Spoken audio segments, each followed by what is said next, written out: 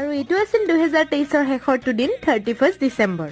এই আজি পুৰণিক বিদায় দি নতুনক আদৰাৰ সময়। সেয়ে বিদায় দিয়াৰ প্ৰস্তুতি আমাৰো আৰম্ভ হৈ গ'ল। কেতিয়াবা নিজকে বহুত লাকি ফিল কৰো যে ময়ো জইণ্ট ফেমিলিত থাকো আৰু ইয়াত সকলো স্পেচিয়েল দিনে আমি লগ হৈ চেলিব্ৰেট কৰো। Okay, happy new year everyone.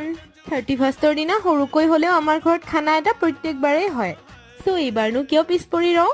আৰু এয়া মাহঁতৰ নাচোন চাওকচোন, টুপি এটাও পিন্ধি লৈছে, ধেৎতেৰি। And khana is on the way. Main ৰান্ধনি আছিলে আমাৰ খুৰা আৰু আমি হ'লো ৰান্ধনিৰ হেল্পাৰ। আৰু এয়া মাজে মাজে আমাৰ নৃত্যৰ পৰ্ব।